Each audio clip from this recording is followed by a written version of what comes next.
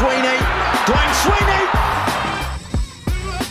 Sweeney's over. Can you please hand it over to your captain, Dwayne Sweeney? Welcome to Real Tales with Sweens. This episode I catch up with my good mate Fletcher Smith, who in my opinion is the most skillful number 10 in world rugby. He has played provincial rugby for both Otago and Waikato, Super Rugby for the Highlanders and Hurricanes, represented New Zealand at under 20 level, and is also a Māori All Black. We cover the highs and lows of professional rugby here in New Zealand and the pathway Fletcher took to get there. From playing for Nelson College First 15 as a year 10, but then making the move south to Christchurch Boys High, meeting with Tony Brown and making the decision to head to Dunedin for a chance to be a professional rugby player, All Black defence coach Scott McLeod running it straight at training. We also discussed the importance we both place on team culture and feeling like you are valued, his move to the mighty Mooloos, winning the Ranfurly Shield then losing it to his old team, end of season Sunday sessions and so much more. The show notes will be available on Instagram at Real Tales with Sweens and the website realtaleswithsweens.com. The website will also have all the links to listen on your favourite platforms, along with some epic content on all the guests. Lastly, I want to thank Fletch for sharing his tale with us. It was great to reconnect again and share a good yarn. Enjoy the podcast.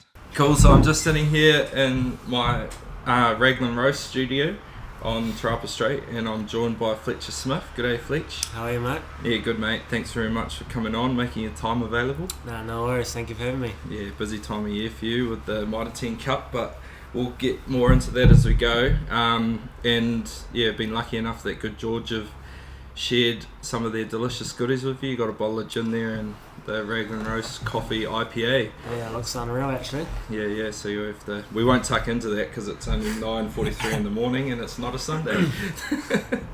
But yeah, also for all the listeners out there, Good George have partnered the podcast and discounts will be available. So if you go onto their website and when you check out, put in the discount code Real Tales, same spelling as the podcast, you'll receive 10% off everything on their online store. So make sure you get amongst that. Yeah, so I'll start with how I know Fletch, and I was lucky enough to play with Fletcher. I was involved with Waikato when he decided to make the move and come up in 2018, and that's something that we'll cover off further down the podcast in terms of that season. But I remember my first impressions of Fletch once I knew he was coming. I was pretty excited because I'd obviously seen the way he'd performed playing for Otago and the Highlanders prior to coming up. His skill set was something that excited me. I love playing with players and being involved with players that have very high skill level. Obviously kicks off both feet. He's got the quickest hands in the country, a lot of people say, but yeah, I was super excited to have Fletch come along, and yeah, it really helped my game. Playing outside you, Fletch, was probably the highlight of my career in terms of the service that I got and our relationship and how we worked together, and especially with Quinn outside me as well. I thought and Jack inside you as well. So we had a pretty good little four there that worked really well together and took on some of the best players in the country and were pretty successful. But do you have any memories of sort of first coming up? Yeah, I definitely do. I remember coming up north with my dad to come have a look at Waikato. I was meeting with Rog and a couple of other coaches at the time, and one thing that sticks out in my mind is I was leaving the Waikato stadium and I was walking out at the same time Strex was walking in. I was thinking, I kind of knew him, I played with him a few years ago on the same team, so I knew who he was and stuff. I knew he was looking at coming up, and I kind of walked out and said, like, what are you doing here? And he said the same thing back to me, saying, what are you doing here? So Roger Randall stitched something up to make sure we saw each other walking in and out of the stadium. So that's probably my first memory coming up here. Yeah, that's quite a smart play though, eh? Like, show all your cards. Yeah, that's when I knew Roger was pretty witty with the stuff that he was doing. And then I suppose from then on, Stratz and I was in communications around coming up here. If one of us was going to come, the other one was going to come. So it was a smart move for Roger.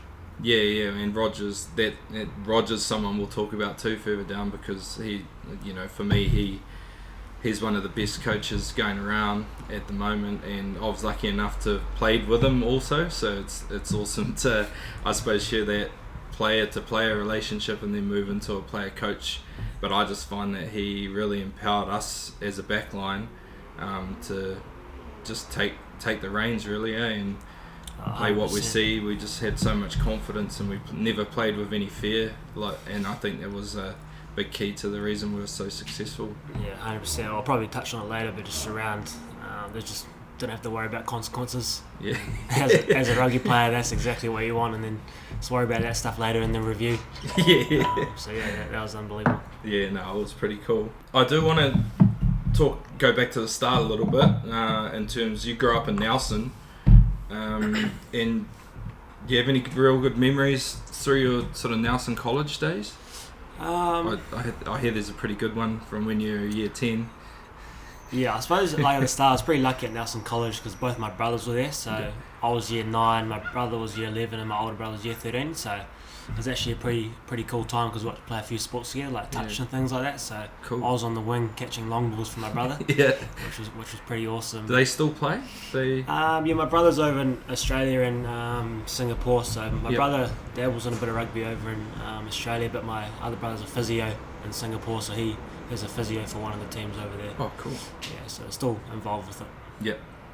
I suppose that story you're talking about before, I was year 10 in Nelson College playing in the quad tournament, so with Christ, Wanganui and Wellington College, and I was in Nelson College home field, so the whole school was watching. I was shaking in my boots before I went out there. It was about 60 minutes gone, 60 or 7. I went out there, there was a scrum, and then a massive number 8 and a massive centre were just looking at me saying like, F the fourth form are up.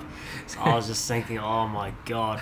So I was just there shaking. They ran a down line, but luckily they went out the back, so I didn't have to make the tackle on that occasion. But that's probably the first time I thought I'm in for it here. Yeah.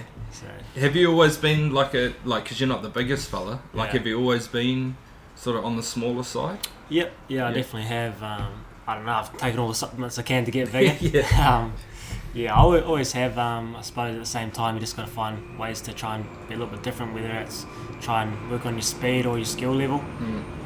Because I know not everyone can be as big as you want to be, so it's just the way it goes sometimes. Yeah, well, definitely, and that's something else that we will touch on in terms of your skill set, because like I said, you got the quickest hand. To me, you got the quickest hands in the country. I've and definitely tested your hammy swings. You know that. No, that's more Strats. Strats tests the hammies out. But no, I think in terms of the amount of time and space that you were able to create for myself and Quinn was a big key to our team being so successful and us being able to utilise and attack space. And I loved it because I could just see a picture really, really late, which is quite often when it's on, the last minute when you see it. But we just had that, I suppose you had that trust in me just to let it go, and it was just on the money every time. And that's a credit to the work that you put in with your skills, and really revolutionised the way that we started to play the game. And that's obviously been a big driving factor for you, those skills. Yeah, I suppose the first memories I kind of think about that was just my dad back at the park with both my brothers. We used to go to the park and just have kicks and stuff like that. And I don't know, I just can't remember the exact age, maybe 7 or 8. We just started kicking off both feet. It was definitely terrible. But that was probably the time we started kicking off both feet and passing off both hands. At the time, I thought I'd probably never need it.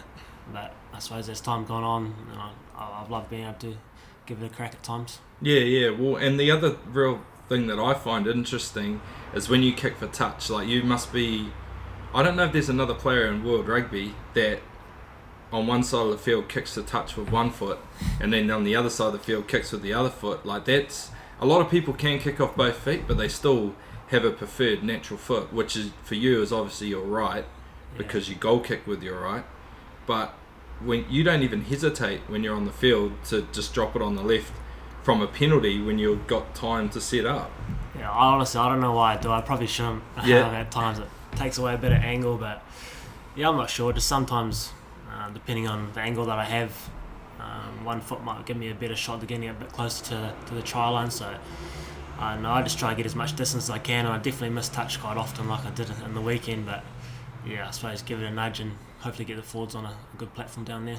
that's probably a good mindset to talk about though, in terms of getting that distance, because I watch the NRL and I get so frustrated when they kick it out. They boot it like halfway up the grandstand, but they make 10 metres. I'm like, why don't you make a play? Why don't you try and put your team in the best position? And I think that's a really important skill. And I remember when I was playing with Beaver, with Stephen Donald, and he used to miss touch a lot. And he used to cop a bit of flack for it, but in our Waikato squad at the time, when Gats was our coach, it was like you had to go for it every time. So he used to get real shitty at us kicking the ball, because I used to kick touch a little bit as well.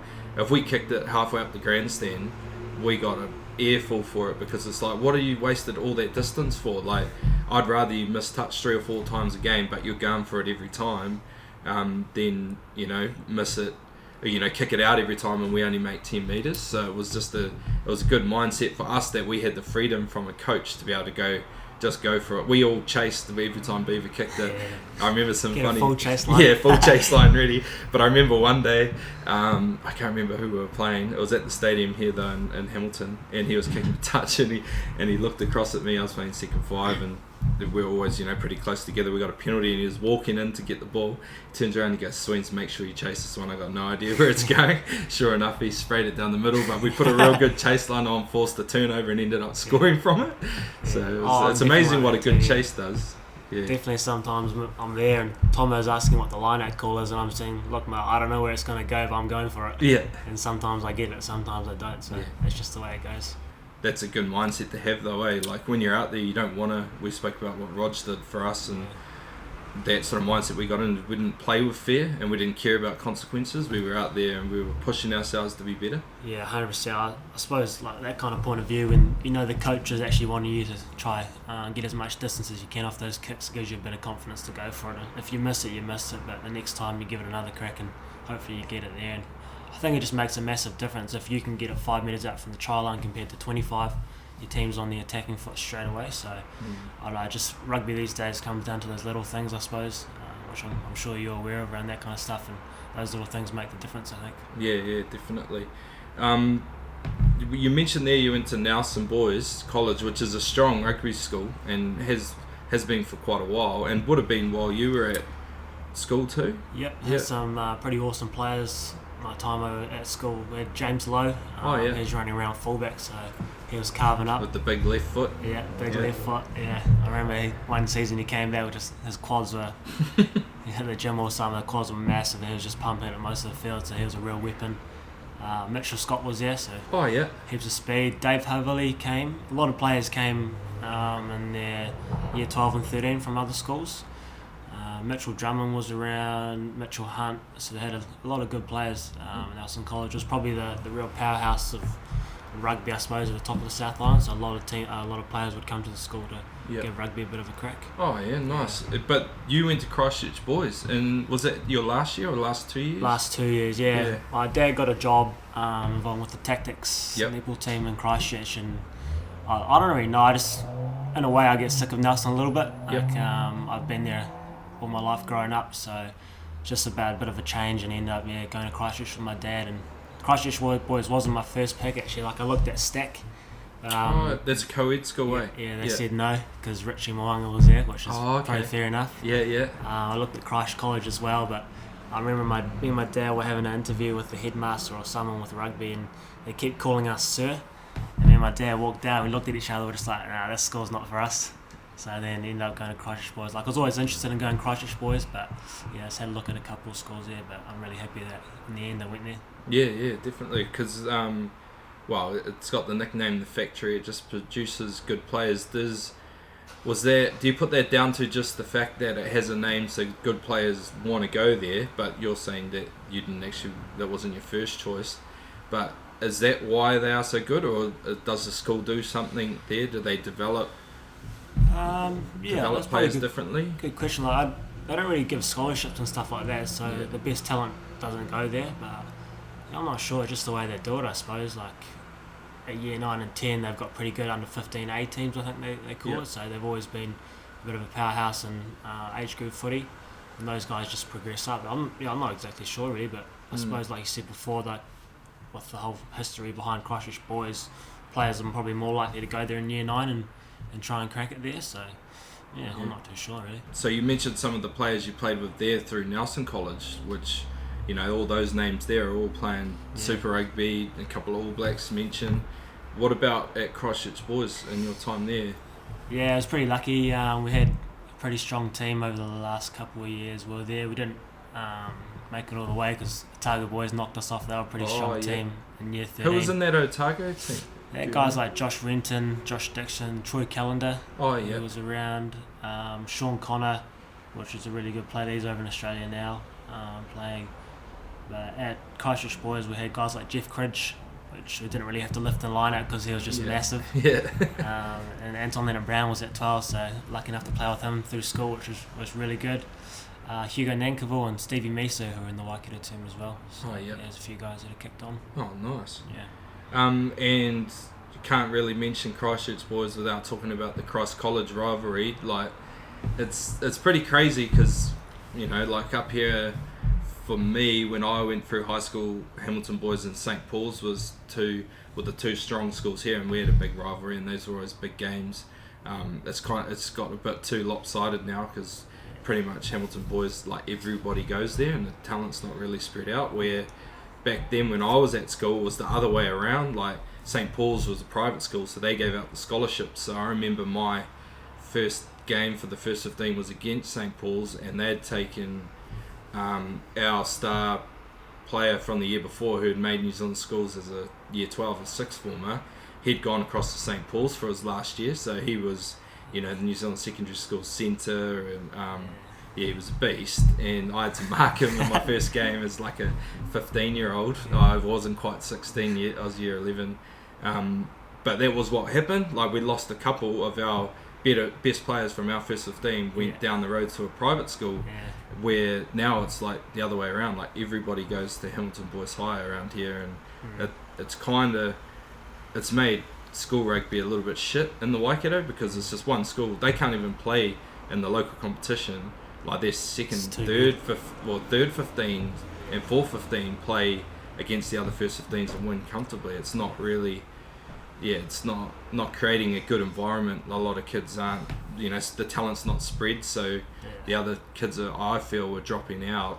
But Christchurch Boys and Christ College went for a dominant period, but now Christ College have sort of flipped that back, and it goes back a long time. Do you have any like real cool memories of that rivalry? Yeah, I suppose for me, like, because I was only there for 2 years, I didn't really understand what it was all about. But definitely building up, so like 2 or 3 weeks out from the traditional, got to learn a little bit more. Hear a few stories from the boys that were a bit younger that are in the first 15 at that time when they were at the school on the sideline. And you hear some stories and you just think, nah, that can't be true, that can't happen. Talking about all the old boys swearing and abusing you and stuff like that, because I remember before I got there was no breath testing at the gates, so all the old boys would get together and just march down the street per stairs, making all these like rude comments and stuff, spraying opposition. So I was thinking, nah, no way. And then when we got to year 12, my first game, all the breath testing and stuff came in. Oh, okay. So I was a little bit more tame. Still the old boys loved it and got around it, but it just wasn't all the abuse and kind of all the alcohol related incidents. Yeah. Because remember there used to be fights and stuff with the old like boys from big Christchurch. fights, Massive brawls. But definitely in my first year, I was at Rugby Park where the Crusaders trained. Oh, yeah. And we were bussing in there. I remember bussing down the road and there was just people everywhere. I was thinking, like, holy. Walked in there was probably 4,000 or 5,000 people there. Yeah. Don't even get that in Waitangi Cup these days. Yeah. Like at school, I was thinking, man, like, this is unreal. And so over the other side, half the field is all our school, and then the other half was Christ College, and in between there's probably like 25 security guards. I remember looking over there, I was like, what's going on here? And then all the abuse and the chant starts, and when we're warming up, like, they're just spraying you, and then Christchurch Boys are just like giving you heaps of hype and stuff like that. So it's pretty amazing atmosphere to be involved in. And if you win the game, your school sprints on and kind of celebrates, which is something pretty special. Yeah, it's pretty cool. Yeah, but I definitely like the games are pretty unbelievable. Yeah. To be a part of. Yeah, and who was you would have, obviously, if you played with Anton, Damien would have been at Christ College when you were there. Yep. Yeah. Yeah, Are you the same age, you and Damien, or is he a year younger? Or? He's a year younger than me, I think. Yep. Yeah, so I'm young for my year. So I finished school when I was 17. I think he Yep. might have been 18 when he finished school. Oh, but yeah. He's Yes, a year below, yeah. maybe the same Same age. so you and Anton are the same Yeah. age, because Yeah. Anton Yeah. said he finished early. Yeah. So Well, he Damien was was 17. he was 10 when I was 10 for my year 12. So we were playing. Yep. We Anton probably told you we gave him a bit of a hiding that first game. We had a pretty good team, and I suppose, like you said before, it's kind of swapped around a little bit. Remember when Yeah. I was involved, we hadn't lost to them for 17 or 18 years. Yep. And Was there a lot of pressure with that? Um, Did you feel it, or were you just that dominant that it kind of didn't phase you? 'Cause Yeah, you're like, oh, my first year we were pretty dominant. We just had a pretty big 4-pack, and in those kind of games it helps. My year 13 year was a bit of a tight tussle where I think we were only winning maybe 10-0 at half time, and we were expected to smoke them. And that game ended up 22-0, but we blew out a couple of tries in the into the second half, which made the score look a little bit better. But definitely during that game, I was thinking like we could be in for it here. You know, I suppose like the way the All Blacks talk about it with the Bledisloe, they just don't want to be the team that loses the Bledisloe Cup. Yeah. And we kind of spoke about it. We don't want to be the team to lose that record. Yeah. So as soon as I finished school, I was kind of thinking like I'm never going to be part of that team that loses it, which is pretty good. Yeah. So yeah. Yeah, and then from school, we'll carry on sort of down the path. You ended up moving down to Dunedin. What was the reason for going to Dunedin? Was it rugby opportunity, or was that even on the cards at that point in time? Yeah, it's a little bit of both. Like I was lucky enough to be involved with the Canterbury Academy at that time, and I suppose I don't know, not sure how many people know how they kind of operate, but they just try and get as many good players as they can. And kind of it's like the fight till the death. Whoever comes out on top is going to make the Crusaders kind of thing. Yeah. And it's my last year at school. I kind of didn't really have a clear pathway when I was going to be able to play Mitre 10. I remember Tony Brown because my brother was down studying in Dunedin, so I'd go down there every now and again to catch up with him. And Tony Brown had a bit of a meeting with my dad and I, and kind of laid out a bit of a pathway how I'd go from academy to potentially Mitre 10 Cup. And I don't know, it's just something made it a little bit clearer for me, a bit of a pathway, so I actually knew how to get there. So that's the reason why I went down there, had a bit of a pathway, I knew where I was going to go, and ended up signing a contract for like the academy and then Mitre 10, so I knew that to be involved with that team was going to happen. Oh, okay. So you signed that before the move, so you knew this, like it was set that I've got a year in there. Was it a year in the academy? Yeah, a year in the academy, and then if injuries or whatever happened, potentially get caught in, but in the following year I'd be a part of the squad, which that was pretty attractive at that time, just to give it a bit of a crack. And then the study part as well down in Dunedin, and I've heard a hell of stories from my brother around how Dunedin nightlife is like, so You're pretty keen on that? I wanted to get amongst that too. So he moved out of home from Christchurch, so that's pretty awesome, man. And I talked to Brad Weber when he came on the podcast as well, because he spent some time in Dunedin too. Were you guys there at the same sort of time? Nah, I think he would have been a little bit older. Yeah, he is a bit older, isn't he? He's 30 now. Yeah, but he's coming up 30, I think. Yeah, but like do you have like a really strong group of friends from your time like in Dunedin that? Because you were at uni as well, weren't you? Yeah. Yeah, so it's funny, the uni lifestyle was something that I suppose can't be replicated anywhere. It's something that I was a little bit annoyed that I went down there and flattered my first year rather than being involved with the halls. Oh, yeah. Because that's when you really make all your mates from all over the country. I flattered with guys from Nelson College, some of my good mates from Nelson College, so that transition was easier. But the amount of people that you meet from all over New Zealand, even some parts of the world, that you're still mates with today is probably the special thing you take away from being at uni. Yeah. And is that something that you try and I suppose try and keep? Because I know that rugby's like a real fast moving circle and environment, and it's easy to get kind of consumed by it, and you end up, sometimes you can go 6 months and you haven't seen anyone but your teammates. Is that, do you try and make a real conscious effort to keep in touch with people from outside of the game? Yeah, my really good mates from down there definitely do. It's funny at times to time when you're travelling even around the country or the world and you bump into people that you went to university with. There's one example, it was the Iran's Academy. Lucky went up there for a week, and I roomed with a guy And then my second or third year at uni, I met him at a house party. Like, I didn't recognise him or anything. He's like, I was in the room with you in like a house party. He was on the first, like, doing drugs and stuff like that. I was thinking, like, man, just funny how you bump into people. Yeah, just meet up with them again. Yeah, it's like, it was pretty weird. Yeah. So Tony Brown was involved with Otago when you first went there. Was he there for your whole time that you were with Otago? He was for my first year or second year as well, but then his brother Corey Brown was involved. But yeah, Tony was kind of going between the Highlanders and Otago, and then his Japanese gig popped up as well. Yeah, he's a bit of a busy man, with his coaching. Like he's pretty in pretty hot demand. You know what I mean? If we were getting paid the same kind of coin he was, we'd be pretty busy too. Yeah. Big turnover. Yeah.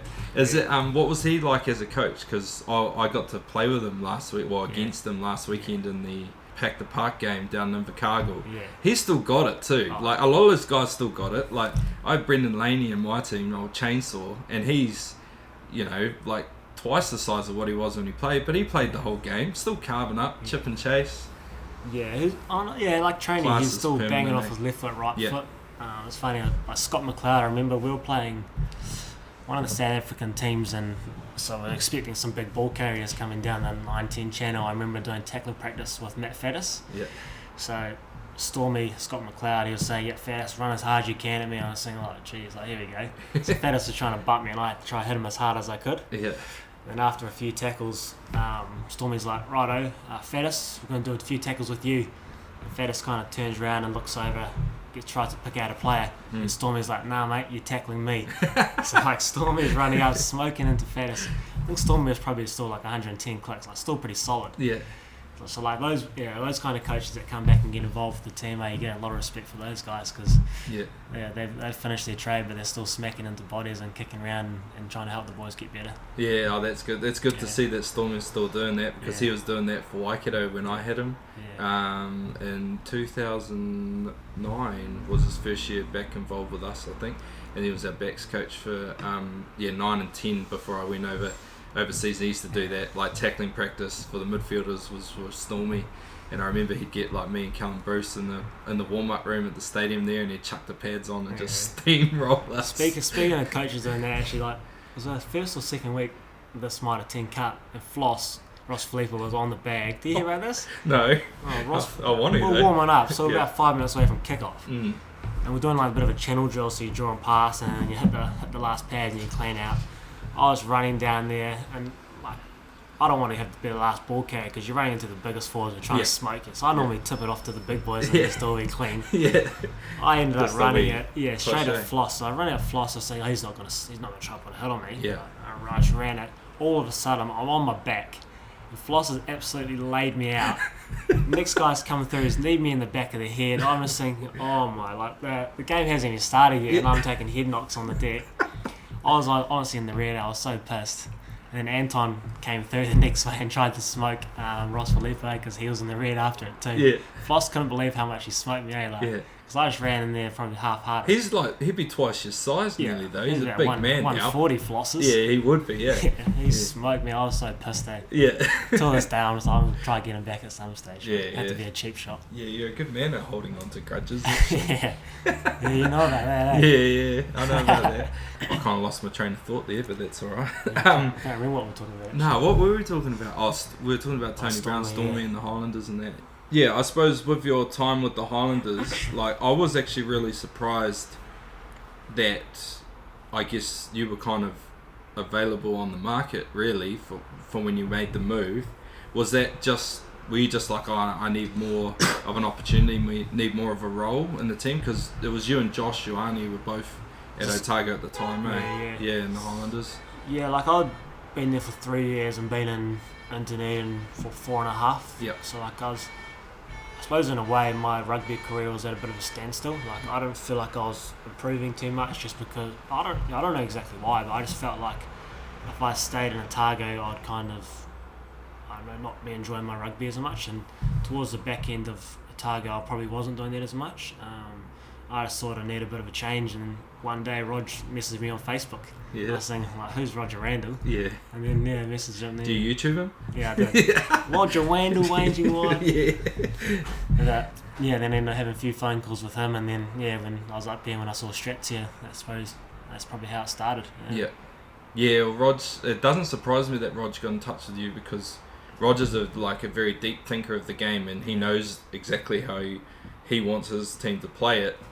And like I said, you evolved the way we attacked as a team once you came up, and I remember saying it to you when I presented your blazer to you, and Rog knows what he wants, and when he wants it, like, he's pretty persuasive, he's good at getting it, like without pumping up Roger's tyres too much, like he'd be up there with one of the best coaches I've ever had for multiple reasons. But it's like you said, he just backs the boys to go out there and play, and as a player, that's just what you want, the confidence from your coach, not having to worry about mistakes and things like that, and you can play, and he just backs you to back. He's probably more annoyed if you don't go out there and back yourself, which is pretty rare from a coach these days, because he wasn't worried about results or anything like that. He just wanted the players to go out there and express himself. I suppose the group that we had in 2018, which was quite young, majority of the players swings,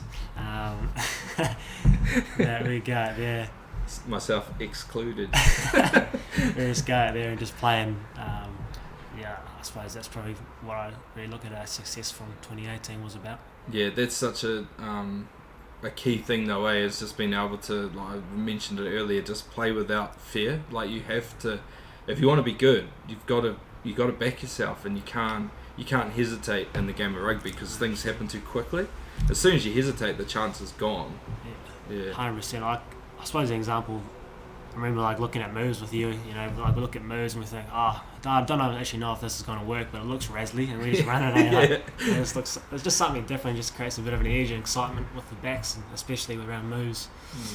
I don't know. We built so much confidence off the back of those though, Like, I know, like a strike move is such a small percentage of the game in terms of, you might get one crack at it in a 4-week period, maybe, or maybe there was some that we had ready that we didn't even get to use, but they just build so much confidence they did for us, like as a group, like, because we took real pride in, I guess, getting one over the opposition, and we would like think it out, and you could see the satisfaction. Like, if you watch any of that footage back and you see when our moves work, and it's like the whole back line's fucking running around hugging each other, and that's the one thing that comes to mind is that Wellington game. You did that chip and chase, and Maddie tried to kick it into the grandstand and missed it, and then Quinn chucked the 7, and everybody had their hand up in the air just celebrating.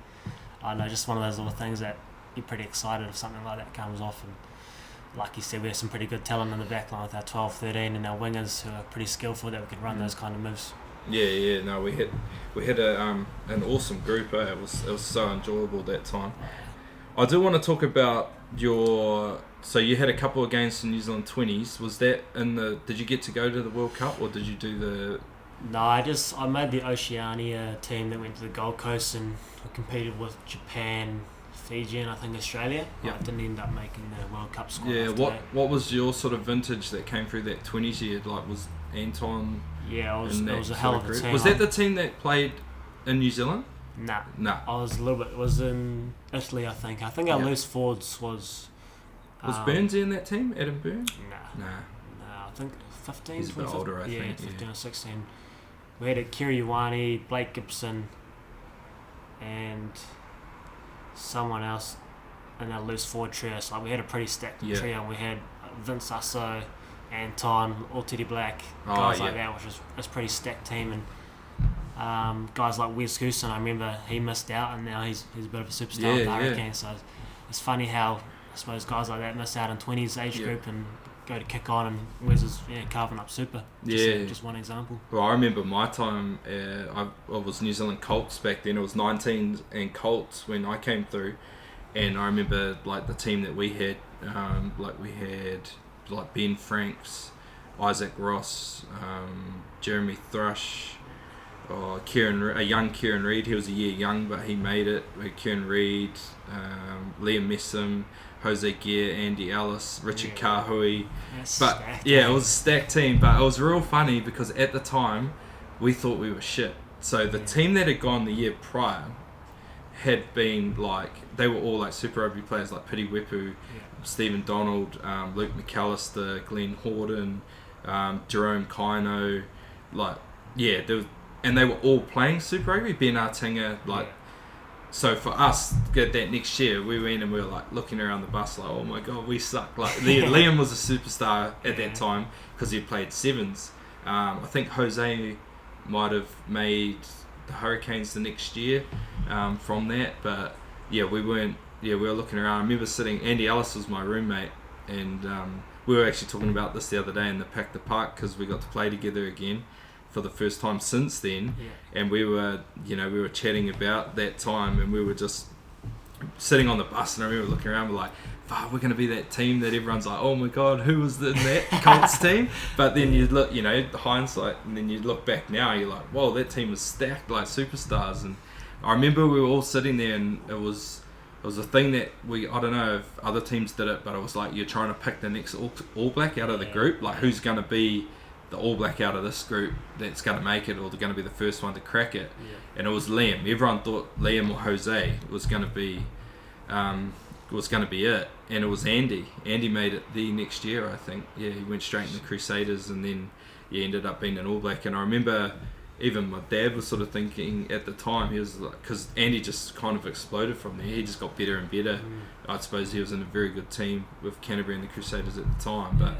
Yeah, it's amazing how people's careers, and we crossed paths with them along the way. Like, we thought we were this bunch of nobodies, and then we ended up, I think pretty much the whole squad played Super Rugby for like multiple seasons, and a lot of All Blacks out of it. So it's funny you talk about that, kind of like if you're in a team with a bunch of superstars, it reminds me of like being in Super Rugby. You're doing autographs after the game, and the little kid goes, "Oh, you're my favourite player," blah blah blah, and you're thinking they don't actually know who you are. Like, you're just saying that kind of stuff, which is funny because like at the Hurricanes and there's a few superstars in the team like Waisaki, all those boys, Landers, and then you got your TJs and all that at the Hurricanes. It's funny that people actually say, "Oh, you're my favourite player," blah blah blah, but they don't even know who you are. Yeah, it's just one of those little things. Yeah, it's kind of funny. Yeah, I do want to talk about your time at the Hurricanes because, like, I know that Ben May's a good mate of mine, and he's he talks pretty funnily about the time down there because he's probably a little bit like he's a big personality, but in like a different way. But that team's full of a lot of, I think you mentioned TJ there. Like, he's a big personality. He's very, I suppose he's outspoken, and he's he's just sort of in your face. He's driven. He's very confident. But I know you, like, as a person, and you're quite kind of reserved. You kind of let your play do the talking as such. You're not a big trash talker or all the rest of it. Not saying that that's all that TJ does, but there is a lot of big personalities in there, and Colsey loves the niggle and the rest of it. How did you find going into that environment to start with? Like, were you really excited about going there, or was there a bit of anxiety knowing that this might not be a good fit?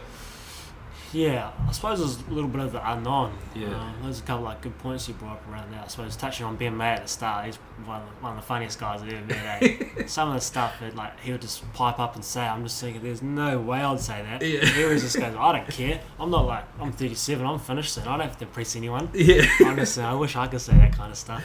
Yeah. But on that, like, Hurricanes was my my team back in the day, because I lived in Wellington when I was really young, so I love the Hurricanes, David Holwell, Lamu Fa'atau and those kind of guys. Yep. So that side of it, I was really excited to go down there and kind of see what it's all about. Like, I suppose the last couple of years they've had pretty unreal teams that haven't been able to make the final, so a lot of talent around that. But going down there, I wasn't really too sure what to expect. I don't really know what to say about it, but it's a good point you brought up there. I probably, in the end, didn't fit in as well as like you said. Yeah. There's a lot of like outspoken guys there, really confident guys, and I was probably a little bit more quiet down there. Yeah. Yeah, that is something though, like certain environments do fit certain people, and it doesn't mean that they're not a good player or not going to be successful or whatever. It's just that sometimes the environment or the people that are around you don't cater for it. Like, I think of our 2017 team for Waikato versus 2018. Like, 2017 we got relegated out of the premiership, and then 2018 we're pretty much the same group really, but we added you and Strats, and then a young Quinn Tupai comes out of school, and no one was to know that Quinn was going to play that well in his first year. But a lot of that was part to do with, I suppose, the environment that was created and that sense of belonging, and everyone sort of fitted and worked together. And I guess that's why, in my mind, that's why that backline was successful, because we all had our role and our place, and we kind of we gelled and worked together. And sometimes, say a superstar comes into that environment, they might not fit it, or they might not quite align to the way the rest of the other players are playing. It doesn't mean that they're not still a superstar and not a good player. It's just not a good fit at that point in time. Yeah, like a guy probably reminds me of like Ben Lamb. Like, yep. He's one of the best athletes I've ever seen going around day, and he's really quiet. Yep. He sticks to himself a little bit around that kind of stuff, which I got on with him really well. He's really, really nice guy over in France, earning the big bucks at the moment. Yeah. But yeah, he's kind of a guy that a little bit quiet when he goes out there. He carves up, which is probably a good example of what you're talking about, how different aspects of the rugby culture or environment you might fit into, but at the same time you might not, but you can still have to go and perform. Yeah. Which is like Ben Lamb. I suppose like you're talking about Waikato, the thing I remember the most is around like leadership group around yourself as well, having a good understanding of what makes people comfortable and what makes people uncomfortable, especially younger guys, because I know like being part of a team when I was younger, I think 19 was my first contract, and being so scared to say anything or do anything because you're too scared to see what the older guys think of you.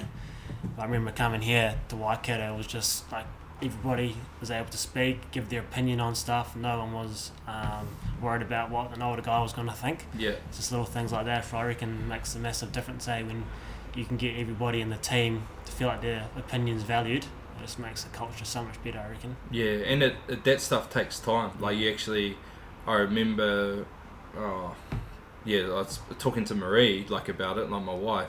She was like, wow, why do you spend so much time at the stadium? Why are you always late now? That since once I sort of became captain, I was like, well, there's a lot of extra stuff that goes on that you're not actually aware of. Like, I didn't know in terms of I'd never been a captain before. That was only my second year in the role. I wasn't even meant to be the captain that year. I was meant to be Luke, and I was meant to be basically like his 2IC and help him into that role. And it's awesome that he's the captain now, but he had his concussion issues then and wasn't playing. So it kind of it worked well for me, because I got a really good chance to lead, and I got to grow under Jono, and I've really I learned so much that year. And but it takes a lot of time because you actually have to invest time for people to feel valued. You can't just say, oh yeah, it's all good, you can speak when you want to speak. 100%. Like, they're not just going to do that. Like, you have to get alongside them, you have to spend time. It's a coffee, it's a small conversation, it's taking that little bit of extra time to help them with the extras after training, if they want to do some catch pass or whatever, because you never know what person's going to open up in what situation. Like, you get some young guys that will just bowl up to you and think, whoa, and they'll just start talking, and they're like, let's do this, this and this. They've got a million things going through their head, but it's 90% of it's irrelevant, and you're like, well, we don't need to focus on that, you just worry about this. And then if you can explain why, they're like, oh, okay, that makes sense. And then other guys have got some amazing ideas, but they just will never say them. And it's not until you really get to know them, or you have a beer with them or something, and then they're like, oh, why do you reckon we should look at doing this? And you're like, oh my God, like, why have you been holding on to that? Like, you should have told me this bloody 3-4 months ago. 100%. Yeah. I suppose, like, example from this year with Waikato is around, we're on the bus and we're throwing out some banter about stopping at an ice cream shop before the game to the training. He didn't want a bar of it, but then Cortez, one of our younger guys in our team, was piping up on the chat, like, giving a bit of banter, and I was just thinking, like, that's awesome, mate, because he feels comfortable that people aren't going to judge what he's saying on that chat. Yep. Going back to when I was 19, there's no way I would say anything about that. Yeah. It's just like, how times have changed, and it's so good to see the boys are confident being at a younger age. Yeah, well, because for me, when I started, it was very different. I was proper old school era, and it was a very good Waikato team. And at the time, in my first year, where Rog was playing, and they made the final, lost to Auckland that year. But it was very, very different. It was like, you earned your stripes. You didn't say. I don't think I spoke in a meeting until like my 5th or 6th season. Like, it was. It was that. Yeah, that's just what it was. Like, and it was just like, I remember thinking, you knew nothing else, so it was like, this is what you do. But then I just remember my sort of era, because Whitey, Nathan White, we debuted together. We played through that time, and then Whitey became captain maybe in 2008 or 9, around that sort of time. And I remember we're in this kind of leadership group, and we had quite a few arguments because he's like, Sweens, you're too kind on the young guys. Like, you need to, when they're, fucking up, you need to get on them. You need to be like, rah, rah. And I'm like, well, they're not going to respond to that. I remember when I was a young fella and I'd make a mistake, the last thing I wanted was like Mark Ramby or bloody Keith Lowen or someone like that, just like, coming down on me. Rammers didn't do it, like, he was a good bugger. Hilly and Keith Lowen, they were a bit rat shit. They used to spray the shit out of me. And then I just remember thinking like, well, that didn't work for me. And for some people, like, and I guess in a way it might have worked for me too. Like, maybe I didn't like it, but it taught me to be resilient and fight through it. And it was like, I had to, if I wanted it, like, this is what I had to go for, and this is how hard I had to work to get there. And who's to say if they've been nicer to me, my career might have lasted 5 years versus 20, or something like that. So you hindsight's like a good thing sometimes, but then sometimes it's like, well, actually that might have shaped you into that position. But for me, I'm just like, well, there has to be a balance either way. Life's all about balance for me. That's what I focus on personally. So I'm like, well, there needs to be a balance. Like, I need to be able to put my foot down as a leader, but then I also need to be able to be a mate and be someone that cares and talk to someone openly, give them confidence. Rugby environment's definitely changed over the years, especially around that mental health stuff, around, I don't know, just around the media and the pressures of rugby, especially for the younger boys. And I know you've had some good conversations with Albie and stuff like that around it, which is awesome to see. Yeah, well, because I think media's changed too. Like, from when we talk about that time when I come in, media was the complete opposite to what it is now, I feel. And the big part for me, want to do this podcast, is I want players to be able to share, or players or athletes or people or whoever I'm talking to be able to share their point of views and talk about the positive things that they're doing or things that they've learned from hard situations. But I feel like media constantly has an angle of what they're trying to work. So it's like, okay, what's going to get some attention here? Always trying to sell a paper. Yeah. Let's get them to open up and talk about this, or try and catch them out and get them to say this, and then we'll use that little bite to get people in. And then you read the article and it's like, oh, that's nothing about. But people don't read articles anymore, so all they need is the headline. Yeah, it's like, and if it's a direct quote and it's taken out of context, it don't matter. Because then it's like, oh, rah said this, and it's like, well, did you actually read the article? 100%. No. Yeah. I saw the headline there. Yeah, I saw the headline. But yeah, I think, but back in that time when I started, it was the opposite, man. Like, rugby was everything. It was pumping. Like, I guess it was probably the glory days of professional rugby. It was it had been 7 years pro when I came out of school. And that was, there was a lot of money in it. The media was all over it. Like, I remember we were sponsored by all the media companies with Waikato, so everything they were printing kind of had to be positive because they were a sponsor. They weren't going to bag us because then it would bag their own name. So everything was around creating this hype and I suppose, for a lack of a better term, like what American sport is, and it's all pumped up and it's exciting, and this is happening, and there wasn't a lot of negativity around it. And we've always kind of had the tall poppy syndrome in the public of like, he could be better, he could do this better. But at that point in time, everything kind of tended to be pumped up. And it's funny like that. Well, the way I kind of think about it is the same guys in the media that pump you up one week are the same guys that are going to put you down the next week when you have a shit game, Yeah. So like, in a way of thinking about it like that, but some good points that you bring around. In New Zealand rugby, everyone just wants to put you down, Yeah. Well, the environment's there to do it because there is always the next best. Like, it's a conveyor belt of talent that just keeps coming. So it's like, I look at Australia as an example. I look at someone like Quade Cooper. So Quade Cooper, was a superstar and played, for Aussie for a long time and Super Rugby for a long time and made big bucks, went overseas and the rest of it. But his first year at the Reds he was so inconsistent, it wasn't funny. But because I don't know whether it's because of lack of depth or they just trusted what they saw and they just like, we're going to ride it out with them and get them through it. Like that Reds team that won in 2010, was it? 11? 11, yeah.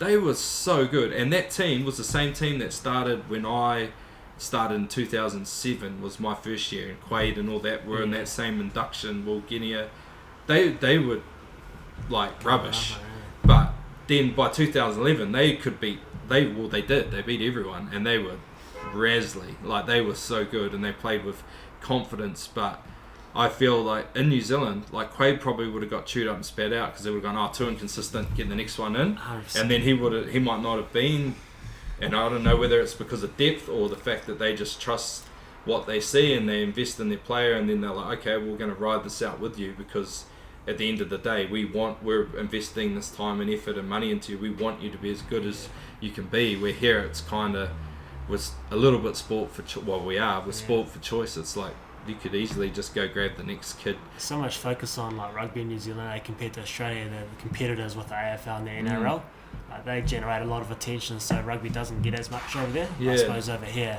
rugby is like the main thing. So everything that's going on, the media's got their finger on the button around what's going on, good or bad. So yeah, it's interesting around that stuff, especially like how guys are getting signed younger and younger now. Yep. And the pressure's just on that kind of stuff from 19, 20, you're in a super rugby environment compared to 22, 23 back in the day, when you start getting signed.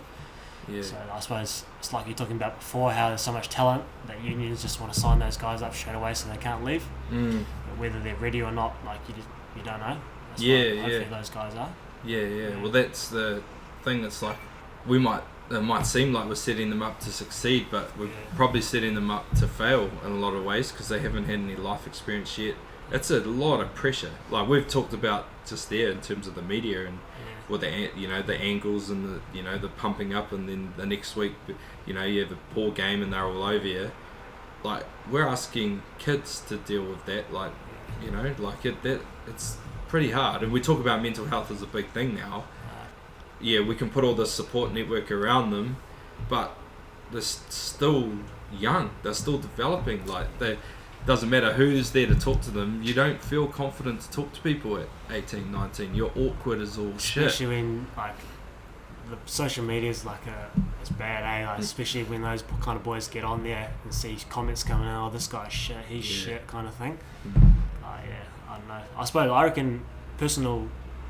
And I was probably too young when I started playing professional rugby. Same.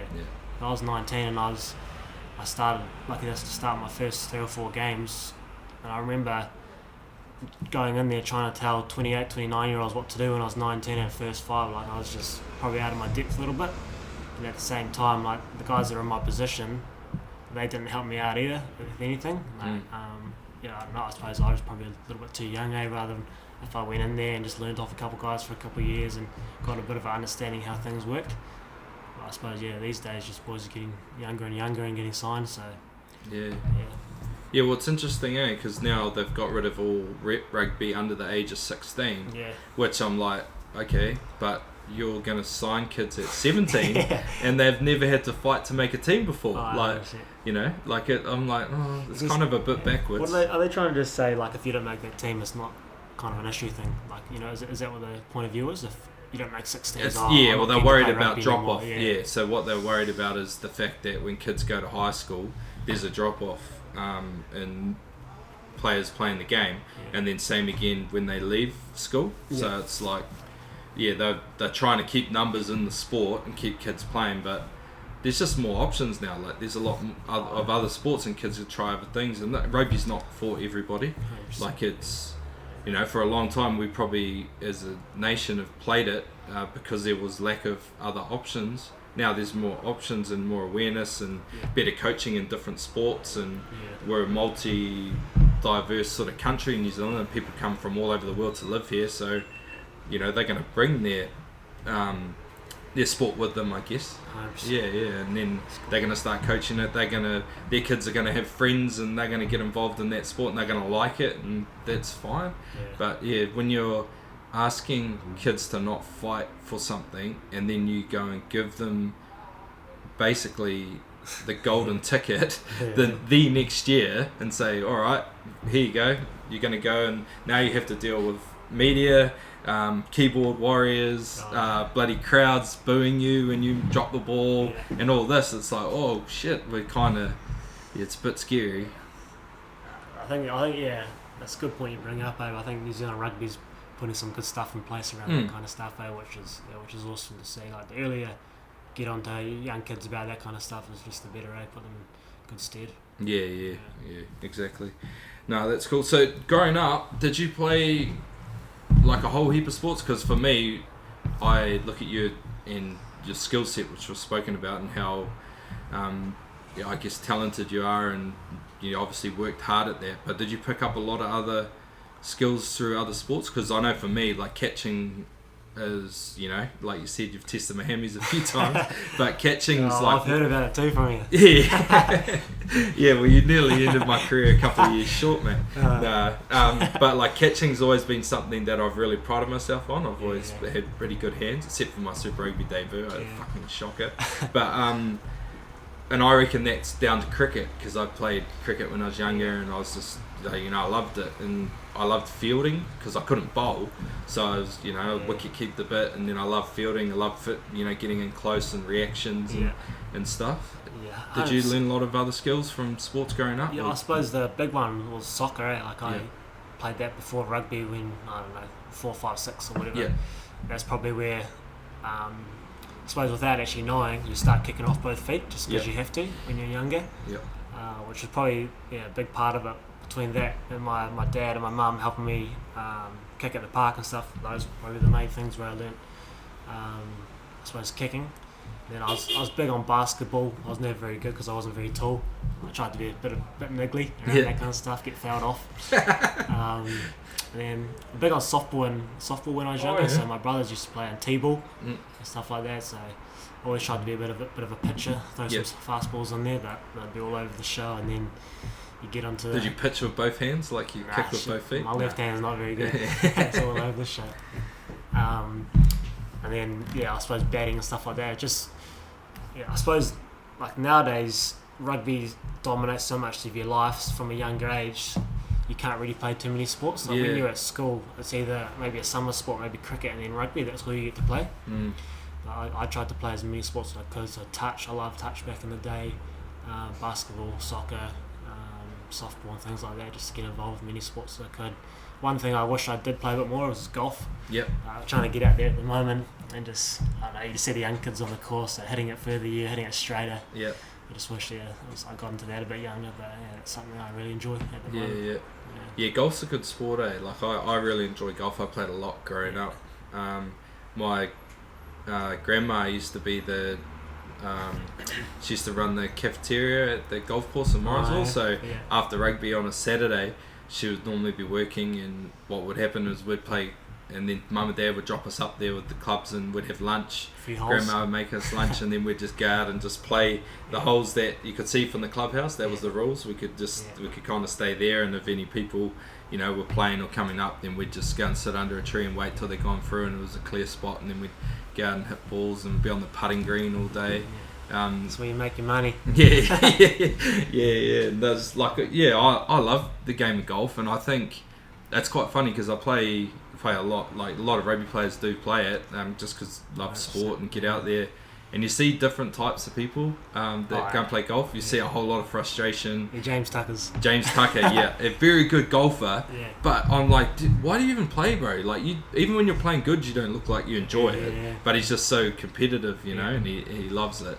But for me, it's like, I don't know, I kind of have this mindset. It's like, it doesn't make me money. It's not my job. So who cares? Who cares? Like, I used to play for 2 handicap when I was like 14, so I was a good golfer, but I never get stressed out by it because I'm like, well, it's not my job. Like, I probably got more stressed out then than I do now, because like back then I was probably trying to be competitive. Like, I don't really remember. I didn't play a lot of tournaments and things like that, but now all I remember was trying to beat my old man. Like at fucking everything, I used to try and beat him, and he was relentless. He's ruthless. That's what still pisses me off. Like, my old man is a real good athlete. He was a tennis champion. So real good hand-eye coordination.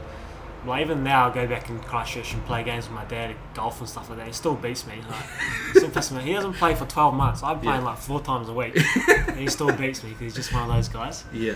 But I reckon a lot of rugby players play golf because you get out on the golf course and there's so many things that can go wrong in your golf. You don't even think about rugby at all. Yeah. You're too worried about your golf. Yeah. Which I remember, like I play a lot with Quinn and Tucker and Strats and stuff. And we get out there, it's just so fun now because the boys get so angry and we hit a shit shot. Yeah. I'm just thinking like, this is so good. We've had a shit training, but we're not even talking about that Yeah. kind of stuff because too many things are going wrong with our swing and stuff. Yeah. So I don't know, I reckon it's a little bit around that, eh? 'Cause Yep. especially when you play with your mates, you just get really competitive. Jack Stratton, that's what I wanted to bring up. I just want to beat Jack Stratton. Yeah. He's over in Japan at the moment. He's playing once a month, so Yeah. I don't know if they get Oh, you'll players, get a few so, more days yeah. on him. Yeah, I just want to beat him. Yeah. Yeah, it's so important to have that release, like we kind of spoke about before with having mates, outside of rugby. And I said that rugby's a fast moving circle. Like it is, it's like a whirlwind. Like I remember we're mentioning here my introduction to it, your introduction to it as a 19-year-old. Like for me that was 20 years ago, nearly, and it's just like. Gone by, Oh man, like you don't even I'm like, where the hell did that go? Yeah. Like I think back to, I'm like, oh yeah, that was a wicked game. I remember that game or that moment, and then I'm like, holy shit, that was 15 years ago that happened. And like the Colts thing, and when I was talking about that group of players that come through, like most of us, most of that team are actually still playing, which is amazing. Like a lot of those guys are still playing somewhere in the world, which is like, I don't know whether it was the way that we were introduced into professional rugby. That's a long time for guys to stay at that top level. Like Richard Cahill, he's just signed with the Western Force. Yeah. He's been in Japan for a while. Jose Guerre's still in France. Liam's back playing for Waikato. Isaac Ross is playing for Tasman. Kieran Reid's playing for Counties. Andy Ellis has just finished in Kobe, but he's looking like he's going to go to America next year, so he's still playing. Like, it's, I'm still playing for Mighty Morrinsville, man. Let's go. So many avenues, like, just talking about the American thing. Like, they're trying to build it at the moment. If you can go guys like Mark Nonu's been over there, Andy Ellis, the amount of players that those two would bring to a team, and the amount of money and interest, having a bit of a superstar there, like, it's just how they build it, eh? Like, that American thing, I reckon, will take off in a few years. Yeah. A few guys with a bit of money get behind it, and then everyone want to go over there, especially when the travel factor as well, being able to travel around America, like, something pretty cool. Yeah, I've always wanted to live in America, like just not permanently, but just the experience. Like I had a good mate, Ben Townley, who I did a podcast with, and he raced professionally motocross in America, or Europe first, and then across to America. And I remember the first time I went to America was for Sevens. We played in LA at the Galaxy's home field. And I remember I went there and I was like, I didn't really like it. Like I was like, it's America, whoop-de-doo. Like, we're kind of in LA in this sort of suburb where the field was, and we didn't really see much. But then when I went over and stayed with him and went and watched some race and went down to he lived in Tallahassee down in Florida. And it was so cool. Like we went to like college party with the red cups and beer pong, and didn't even know what beer pong was, and I was like, this is the coolest game ever. But it was like, it really opened my eyes. I was like, man, this is a cool place. And it was so different because I guess Tallahassee in terms of America would kind of be like a Hamilton, really. Like they had a big university there, Florida State, and then that was kind of it. And then a few motocross riders lived there, and I really enjoyed it. And it'd be pretty cool to, the game of rugby's going to some pretty cool places now. I've had a couple of mates that have had the college experience over in America, and they say, like, especially American football games, college football, it's like 100,000 people. Like the zoo in Dunedin, which is like, I don't know, 5,000. It's like that, but 100,000 people just going nuts. Don't even watch the game. It's just a big party. With drinking and everything. They just say it's one of the best things of your life. Eh? Yeah, well, you talked about the old boys going back to Christ College game and Christchurch Boys. That's in American sport. That's like every weekend. Like if you go to college, then that's your team for the rest of your life, and you go to every game that you can, and you love it, and you live and breathe it. I think it was Michigan. I might be wrong, but Michigan, I think they'd had for over 10 years. They've had over 100,000 people sold out at their game for like the last 10 years. Wow. The team like even goes shit. It's just the whole thing around. I don't know, the whole party atmosphere, being there, like you said, going back and supporting your old school. I don't know, like imagine playing first team footy in front of 20,000 people. Like, it's just It'd be amazing. something that's pretty amazing over there in America. Well, playing any kind of rugby in front of 20,000 people is quite rare now. Yeah. Like, unless you made the All Blacks. Yeah. Like, even Super Rugby was awesome over the Super Rugby Aotearoa. Yeah. But then even towards the end of that, the numbers started to drop back away again. The first two games were blowing up. First 2 games I was like, oh, wicked, sold out stands again. Like, this is awesome. And then, it just kind of dropped away. Like, it was cool playing that Pack the Park in Invercargill because there was, I think 20,000 people there. They filled it. Yeah. They opened the gates for free. Yeah. Everyone was in there. It was for a good cause. And for me, that was what Mitre 10 Cup. Well, back it was NPC when I started playing. Yeah. That was what it was like every weekend. Like, if you played in Auckland or Canterbury or Wellington, like the big 5, Otago, like at that point in time, when I first came into the team, if you played those teams, you were getting like minimum 10,000 people at a game. Like, I remember we won the final in 2006. We sold out Waikato Stadium in 90 minutes. Like, people were sleeping outside the gate to buy. Yeah, that's the picture. Yeah, it was like, but it's just like, if you make the final this year, you won't get 25,000 people, and it's shit because if anything, the rugby's rugby's different and it's evolved. Yeah. But if anything, it's more of a spectacle to watch now than it was then. It's faster now. Yeah, back then it was proper old school. You could still get rucked and stuff. And I think it's part of the TV coverage these days is so good. Like, speaking to like the older generation, they would much rather watch it on TV because it follows the ball the whole time. I don't know, like the TV quality and stuff is just so good. Yeah. I think that's part of it. And I think we're breeding a generation of TV watchers as well, aren't we? Especially with the game. Well, you can watch it on your phone anywhere. You don't have to be at home. Exactly. Yeah. So. Well, like, because for me, I love watching the game live because I've got the trained eye, and you'd be the same. Because you'd see space and you'd be like, oh, they should do this here, or like, oh, I hope they go this side. Left corner, left corner. What are you doing? Like, but like, so I'm kind of the opposite. I don't like the TV side of it too much because I'm like, oh, the angle's too tight. Like, give me the wide view so I can see where they're set up. I want to see the backfield. I want to see if there's some kicking space, like all that sort of thing. So I think we're kind of, well, myself, you're probably not, you're 10 years, or over 10 years younger than me. But of my sort of era, we grew up going to watch games live because I don't even know if there was Sky when I was a kid. I don't think there was. They definitely weren't all televised games. I remember coming across and jumping up in the green zone. It was down the end of the field there. And when I was, sort of early high school years, we'd be there every Saturday after a first 15 game. We'd go down and watch Waikato and stuff. So it's funny you talk about how you'd rather watch it live to see all the angles and stuff. Because my dad, he used to coach my younger teams and he'd always stand down the end in one of the corners. Same as my dad.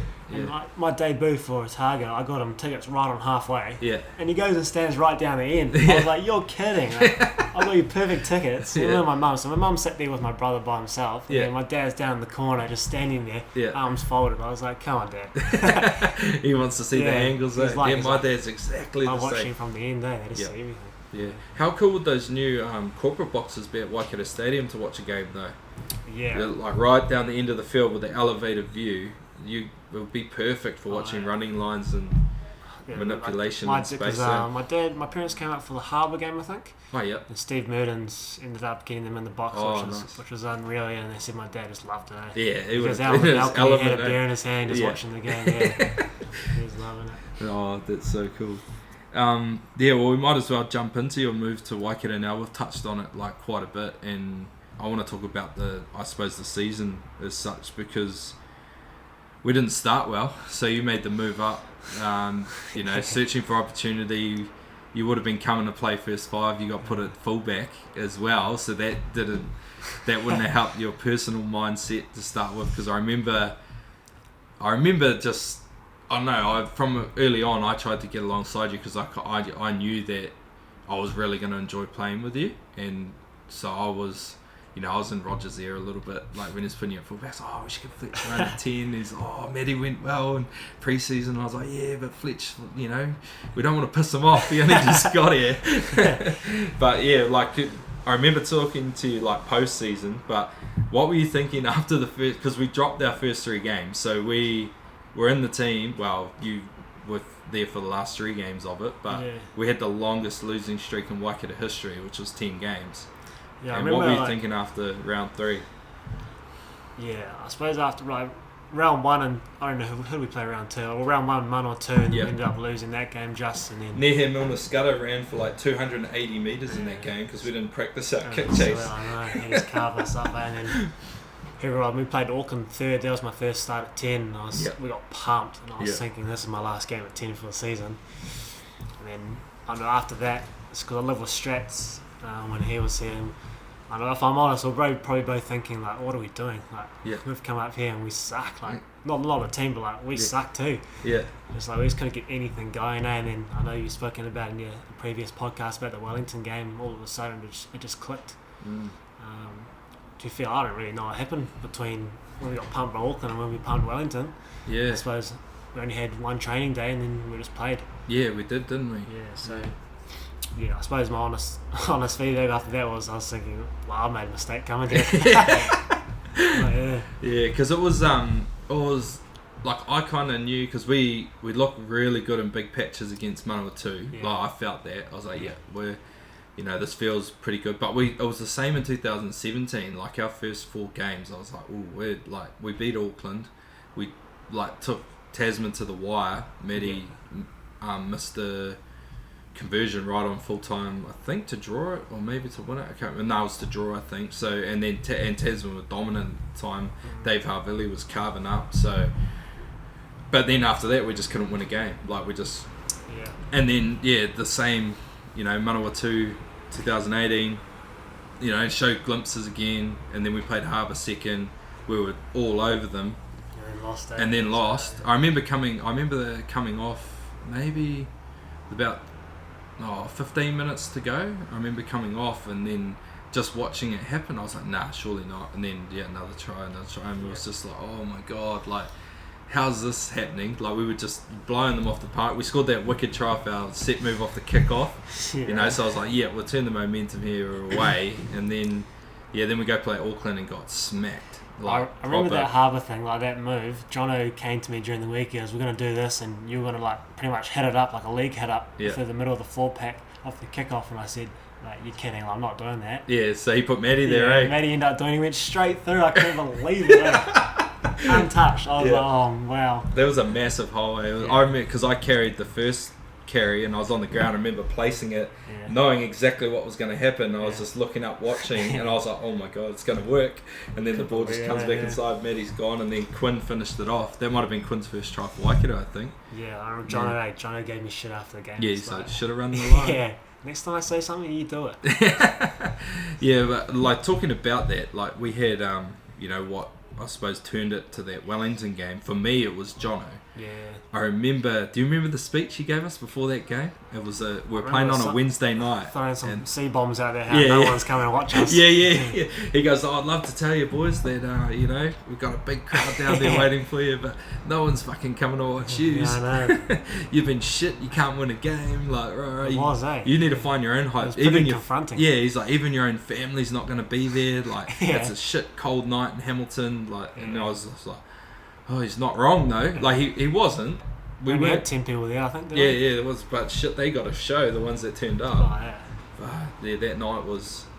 It all started like for me. It all started from that very first line out. Remember the one when I threw that we set that move up and I threw that stab ball across the front to Quinn. He went straight through. Yeah.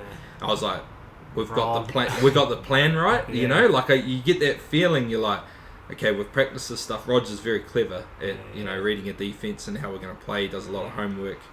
And I'd played in it. Me and Rog both played for Waikato together when we used to rush D, so we kind of knew how to attack it well. So I remember thinking when he was talking about his plan, I was like, I remember trying to defend in that system, and that would be a hard thing to defend. And I had a lot of confidence in what we're doing.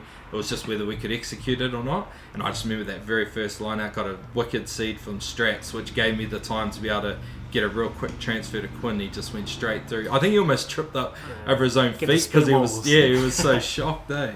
And then kind of from there, and then we did that other line out move when Sevu scored, and it was the Gibbs brothers. Jono was coaching us, and Chris was coaching Wellington, and he actually I think it was the try that Sevu scored. Chris used that move against Jono overseas when they were coaching when he was at Cardiff and Jono was at Leinster.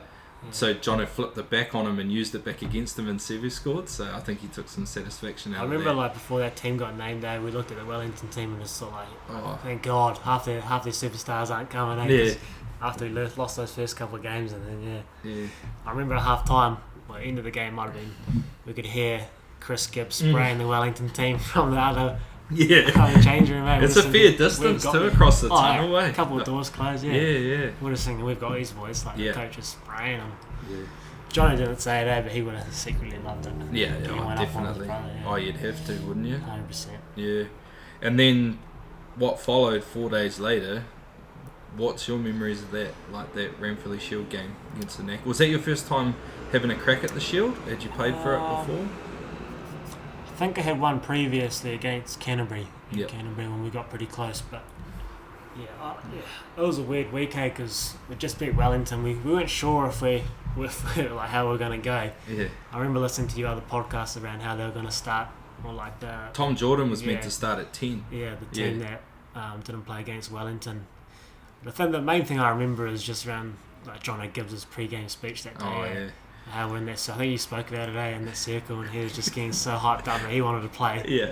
and the boys were just loving it. But I don't know, it's probably sometimes throughout your career you get half a game or a game where everything just goes right, and that was that first half of that game. We didn't score a point in the second half, did we? I don't think we did. No, we didn't. Yeah, it was just I know everything the boys touched in that first half turned to goal. Apart from actually, I got whacked that game. Regan Whitey. Oh, yeah. Whacked me. I fell over. Yeah. I couldn't believe it. I remember Tay Walden running past and whacked me on the head. He's like, "Yeah, boy." Oh no! But we ended up 31 points or whatever it was. Yeah. Yeah. But that game, like I mentioned it, that would have been the best that anyone ever played in that jersey. Like I don't think that first half, or even the whole game, you put the whole game together. Defensively in the second half, Yeah. That defensively, like they came out, they scored 2 tries, but from there they just had nothing. Like we just defended so well.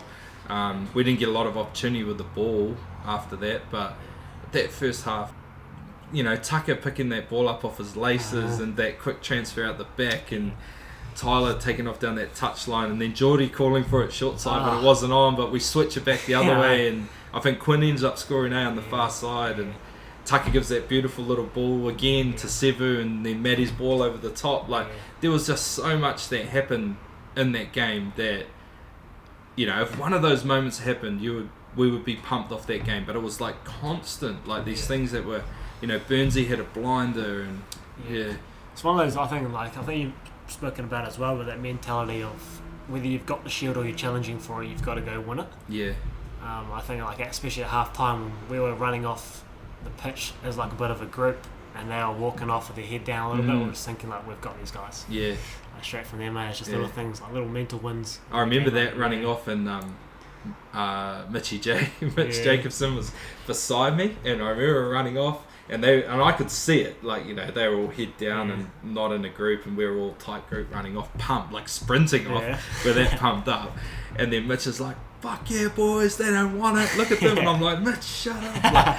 Because all I was thinking in my head was when they took the shield off Canterbury, they were down like 38-7, and they came back and won it. So all I was thinking was like, these guys have the potential to come back and do that. They're a very good team, like Mitch Brown, Lockie Boshier, Tamani Valu, Regan Ware, they were good. Peter Gus, like they had a good team. They had enough there that they could have easily turned that deficit around if we didn't execute in the second half. I remember at half time sitting in there and just thinking like I just wanted the game to be over. Thinking, we've done enough to win this, but it's only 40 minutes gone. We could lose it still. I just didn't want to go back out, but then when we did, we would have done the pump the whole second half. We just tackled. It was pretty unreal. But I suppose when you look back, like when your career, whenever it finishes, that's the kind of stuff that you say, that's just what rugby's all about. It's just those, life's just about moments, and that was like a moment that, I'll never ever forget that. I don't think any of the boys will. And then, after that, we ended up we pretty much just went on the hot. We only dropped one game after that, which was to Otago when we lost the shield. That was extremely hard for us as a group, but for you personally, was that a real tough one to swallow? Yeah, like I remember looking before I came out to Waikato, looking at the schedule and thinking like, oh, we're playing Otago, and obviously we saw that around 8 or 9 because playing for Otago, I never played against Waikato. Yep. So I thought like, oh, just my luck, I'll move teams and then I'll play against them straight away. I was pretty nervous throughout the whole game just because I obviously knew everyone pretty well and we had the Shield. I knew they were coming up here to try and beat us, one it off us. And to lose, I was pretty devastated because I remember like guys on the sideline, like the trainer and stuff, were trying to give me shit. Yeah. Like that's just like the guy that he is. But Yeah. I don't know. I was just thinking, like, I was pretty devastated after the game. I know all the boys were, but it's just a different feeling for me that lost to the team that I played for a couple of years. Yeah. Well, for me, like I was just so disappointed with that because of the way that we played. Like we missed all. We prepped perfectly for them. We knew exactly what was coming, and their first 2-3 tries were. We just fully missed the cue. Yeah. Like, it was so simple what they were doing, and they did it to the book of how we practiced, and I was like, yep, sweet. And I remember seeing it, and I was on the far side thinking, oh, yeah, the forwards just won't fold here, and we've got them because this is the cue. Yeah. And I looked up, and there was like 4 forwards running around the corner. I'm like, oh, my God, this isn't happening. And it's then, funny how pressure in games does funny things. Yeah, it does, It does. Like, it definitely does. Yeah, it's all pressure, and it's just being able to... That's the key to success though, isn't it? Like it's being able to get rid of that external factor, whatever it is, and focus on the task. Like I spoke with Webby about Sam Cane, like he's the master at going task to task, and you see it. Like look at the way he played, like in that first test in Wellington when the team didn't really perform, and then they put those stats up, the top tackles in test matches for All Blacks. I don't know if it's All Blacks or worldwide, but the top 5 is Sam Cane 4 times, Richie McCaw once. So it's like Sammy's made like 24 tackles in that game or something. Second place is Sam and Richie equal on 22, and then it's like Sam 21, 20, 20. It's like it's pretty impressive. Oh, those are it's funny, like that's going back to that media thing. Like I know as a first 5, if you kick really well, like goal kick, 10 out of 10, whatever for the day, you had an unbelievable game. Your general play might have been shit, but you got your kicks, so you had a great game, or vice versa. You kick shit, but around your general play was unreal. You had a shit game. Yeah, that's just the type of things, and it reminds me of Sam Cane because I don't know him too well personally, but I know a lot of guys that know him really well, and I've heard a lot of good things about him. How I thought that second Bleeders though, like a man of the match, him and Albie, like just the little things that. The little things, that like the trained eye sees. Like Caleb Clark ran really well, but when you the carries and stuff that Sam Cane did, you add up everything that Sam does, like there's not a lot of big marquee moments. Like you got that one when he scored that try. That's you would call a marquee moment, but it's all the other little moments that. Yeah, it's funny, because like almost in a way, like I almost think that if All Blacks lost that game, they might be giving Sam Cane shit for his leadership or something like that, But he actually had an outstanding game. Yeah. There's just little things about people's perception around that kind of stuff. Yeah. Which is pretty interesting, I find. Yeah. Well, it's just that, I don't know, like I suppose we need to be better at the way we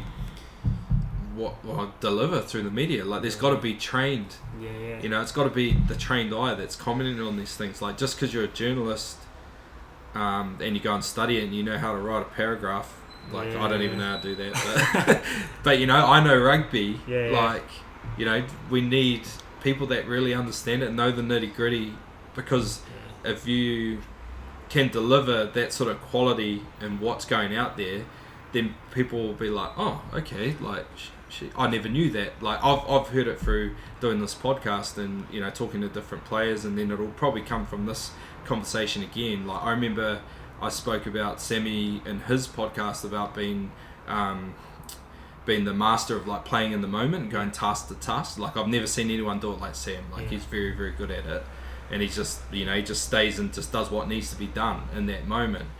And I remember speaking about it, and then I got a message actually on Instagram privately from somebody that was like, oh, after you said that, I went back and watched the Chiefs versus the Crusaders in Suva and the game you spoke about. Holy shit, Sam Cane is the man. I have a newfound respect for him. Like I watched him personally as much as I could through the TV footage, and I was blown away. I was like, he does so much work, and this is just some Joe blogs in the public. I don't even know, and I was like, whoa, that's quite cool that you can kind of have that impact, like for me, I was just stoked that Sammy gets the recognition that he deserves, or players do when they.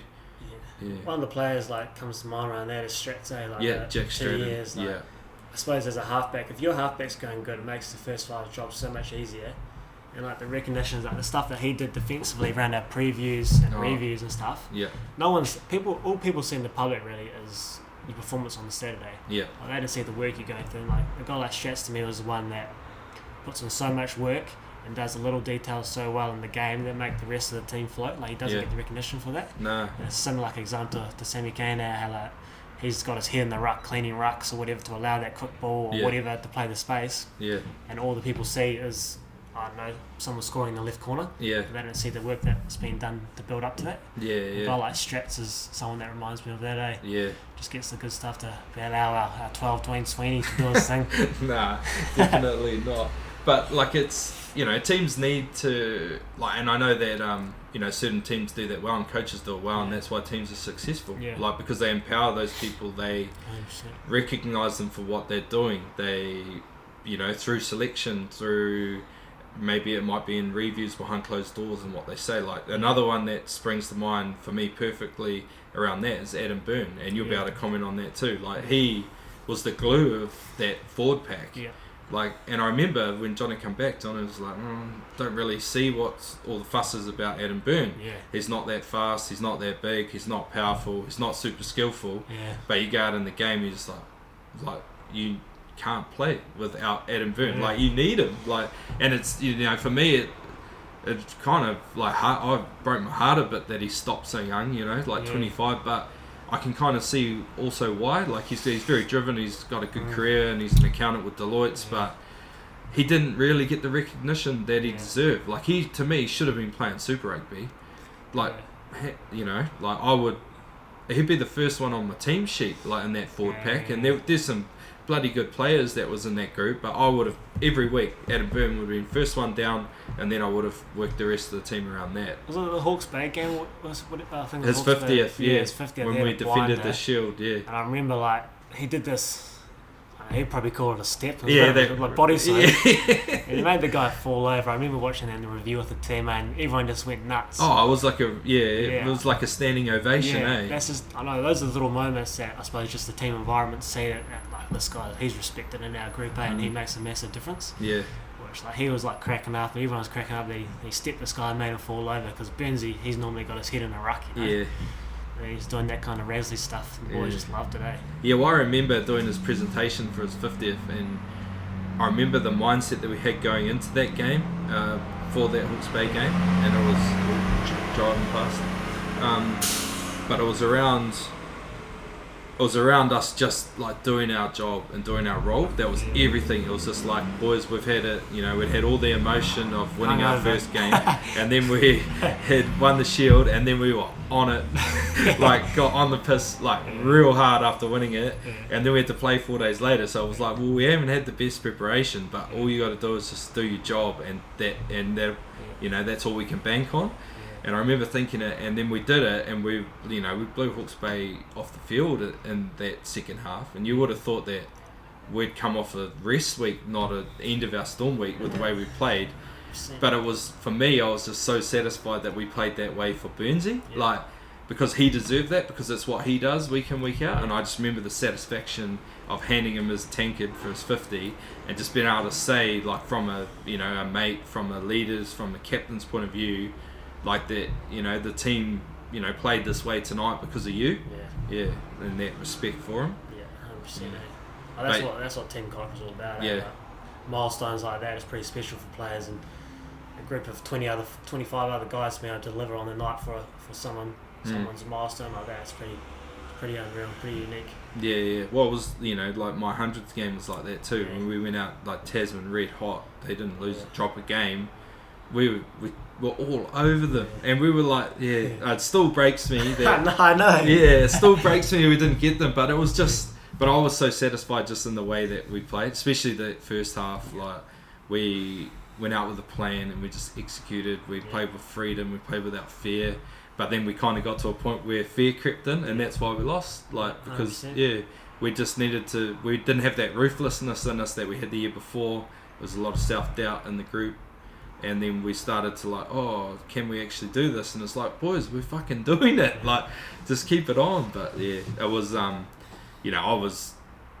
was a pretty special day for me, and I was stoked to be able to share it with a lot of guys that, like I would have loved to have shared it with, a group of guys that I spent such a long time with over so many years, but the group that I actually got to do it with, in terms of the players and with Rog, like I'll cherish that forever, because that group that we had was pretty special to me.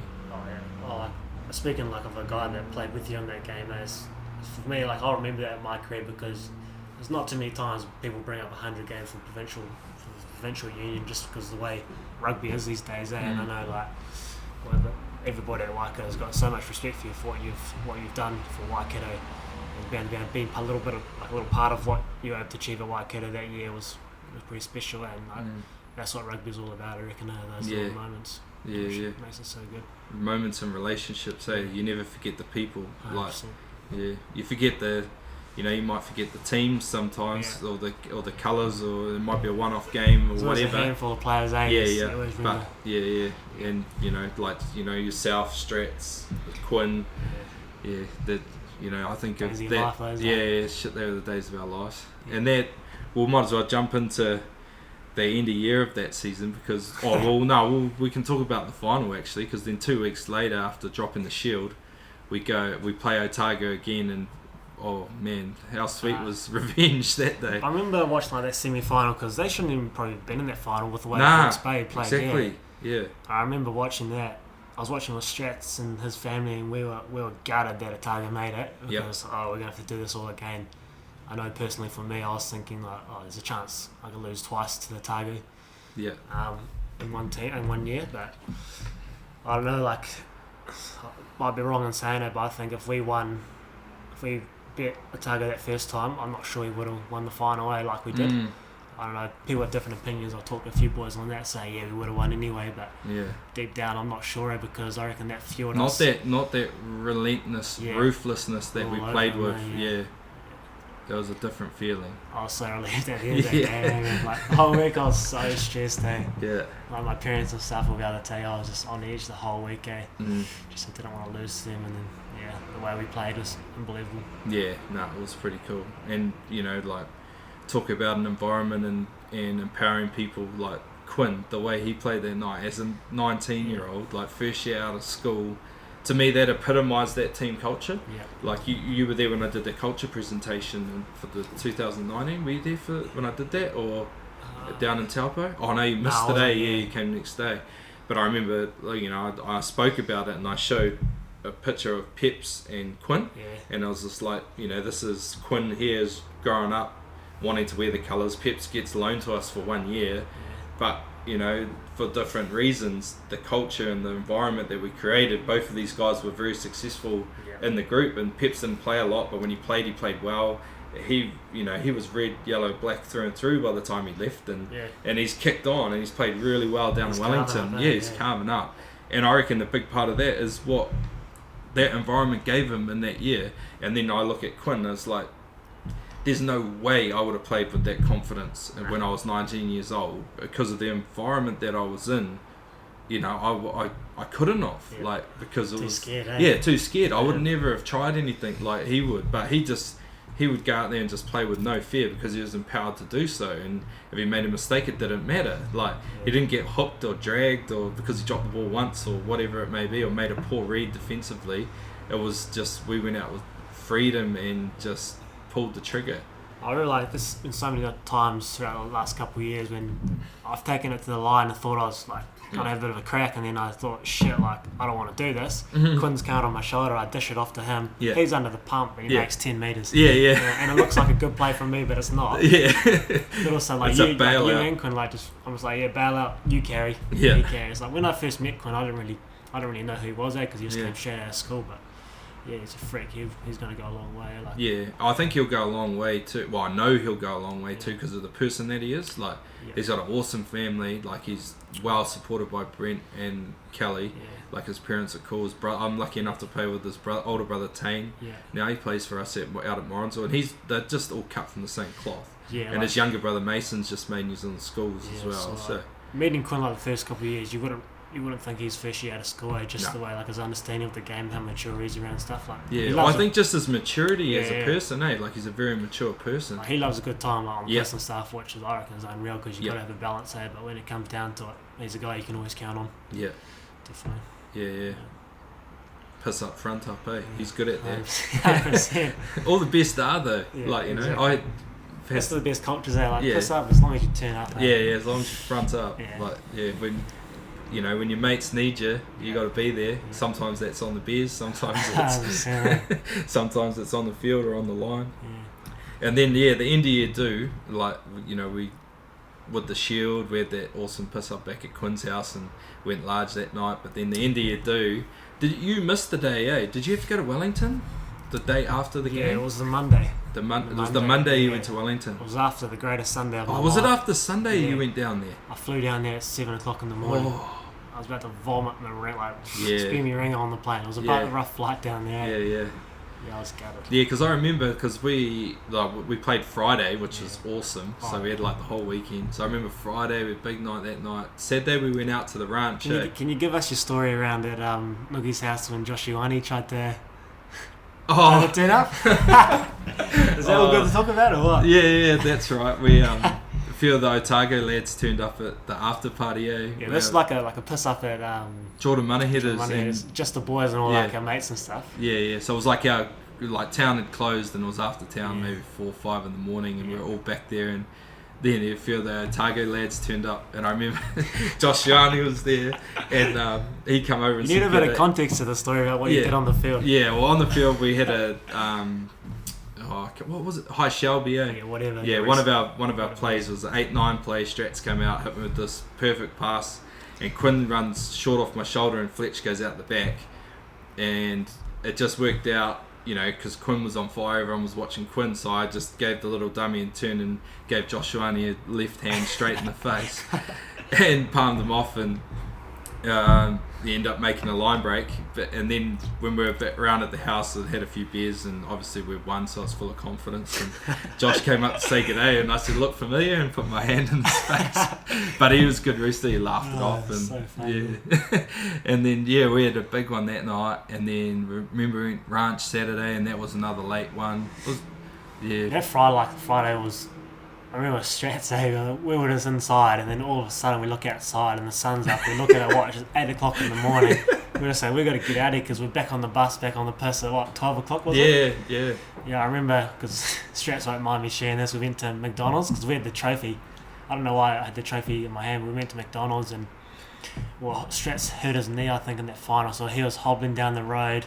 We're hobbling back to our flat with like hot cakes and coffee about 9 o'clock in the morning, like pissed as. It's just so good. And then a couple hours sleep, and we're back on the bus and we're going again on that Saturday with the boys. Which, those are honestly the days of your life, eh? Like, that kind of stuff. Yeah, they were awesome. I remember, because I ended up staying in Tyler's room, and then, I remember it was about 9:45, and I texted Maria. I said, "Can you come pick me up because I need to get changed to go back on the bus at midday." And then I must have dozed off, and then I woke up and my boys were like shaking me in the bed like, "Come on, Dad." And then there's like people still drinking in the lounge and stuff. I was like, great introduction for my fucking 5 and 3-year-old or whatever they were at the time.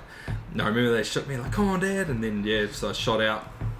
I remember going home, had a shower, sculled about 2 litres of water, straight back in, and back to Luke and Mitch's place, a few beers there, and then on the bus, and then big one. And then I remember I stayed at Aidan Johnson's place that night on his couch because I live out of town. So, and then same thing, give Maria a ring in the morning about 10 o'clock. "Can you come give me and Aidan a ride to pick our truck up?" Then we went and had a feed, and then the SOS comes out from you and Strats to pop over and say good day. And I think I said to Maria, I'm just going to go around and say hi to Fletcher and Strats. She's like, "Are you drinking today?" I was, "Nah, not today. I'm done." And then what happened? I know, I remember the men's Strats mindset there. We were thinking, like, nah, like, we're hungover as, and then we thought about it, we're like, hang on, we're only ever going to once win this championship in 2018, and that's when we hit you up in Queen. Yeah. Sweens picked us up and they go to Quinn's, like, Quinn, what are you up to? So, oh, not much, I'm just hungover as on the couch. We're like, oh, we're going to go to Spates Ale just for a feed and a beer or two. He goes, alright, sweet as. Hopped in there, went round to the ale house, and I know it was the best Sunday of my life. Yeah. No, it was at Waikato, and Aaron Penny, he was good to us, I remember we got in and we're buying buckets, of Coronas. Yeah, Coronas, yeah, we bought a bucket of Coronas, and then me and Quinn went up, got around, and then, was it Strats, I think, He spoke to Strats, and he was like, oh, I need to talk to Sweens. And then Strats went up and brought 2 rounds. Yeah, that's right. Yeah, and then so he's funny. like, and then I thought, oh, he's going to tell us, like, you know, we need to go or tone it down because we're getting pretty rowdy at this stage. And he just come over and he said, oh, you know, just let you know that, you know, you boys don't have to pay for any beers here. I'll look after you, but you respect the place. And if you get in any trouble, you're at the helm. So we were like, oh, yeah, sweet. And then, so he just shouted us all night. And then the message went out to a few of the lads to turn up. And one by one, they kept coming. And it was, oh, man, it was a great time. And then, do you want to talk about Naki, the whole life jacket? Always need Strats on this one. Yeah, we need Strats, I tried to get him before we went back to Japan. I can't exactly remember what we're doing, but it might have been speed rounds or something, was it? And then I remember Strats was next to Naki. So Naki was pouring out his free piss. It was so disrespectful. Strats was livid. Yeah, I've never seen him so angry before. And he was like, "You're giving halfbacks a bad name." And that's where the thing life jacket came from, because he couldn't sink any piss. Yeah, that's right. And then, that was so good. It was all good banter. Like Naki was pretty good around, and the Strats was loving it. Yeah. I don't know. It's those Sundays, where you don't expect anything good to happen. Like you just casually. Those are your best days, Yeah, it's always the same though, Like you go catch up with a mate I caught up with a mate and we went and played 9 holes out by home the other day and took a few beers down. Next minute was sitting there on the last hole, like under the shelter in the dark, drinking our beers, and had to get Marie to come pick us up at like 9 o'clock. She'll be getting sick of that, won't she?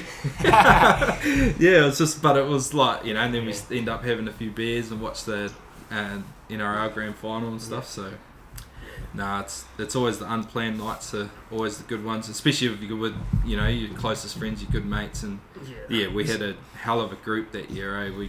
Everyone, I think, you know, that team culture played a big part of that because everybody felt like they belonged. Like, 100%. I reckon that's the difference. Yeah.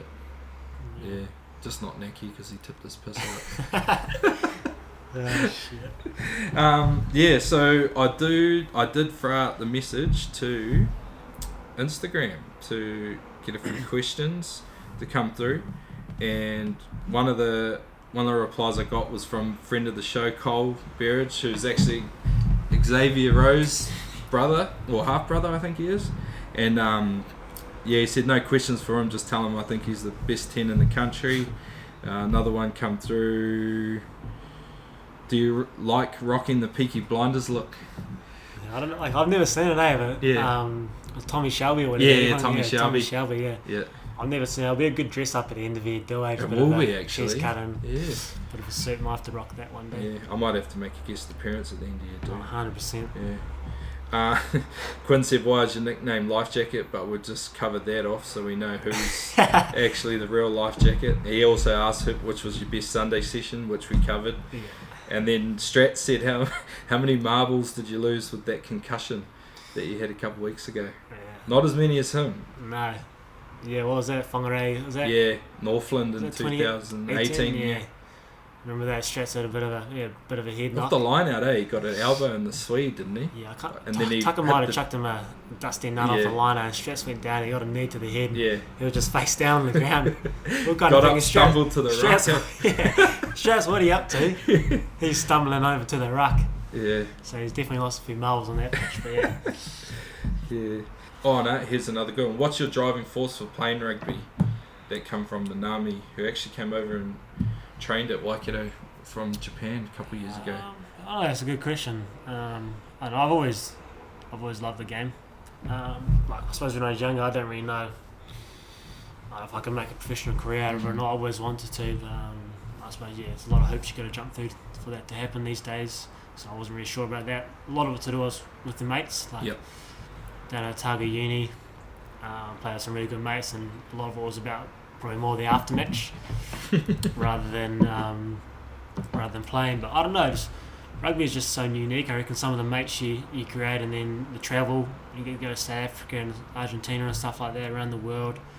You just get to experience things that are pretty unbelievable, and like a few of the memories we've talked about today is just stuff like that. Other sports can provide it, but it's just so unique with rugby, and like I know I suppose the big one is just the friendships, things like that. Like you talked about before, Quinn and Strats and yourself and stuff, like I don't know, we get on so well. Our humour's just so shit, but I know we just get on with it. Yeah. We just work so well. I suppose just little things like that, and Yeah.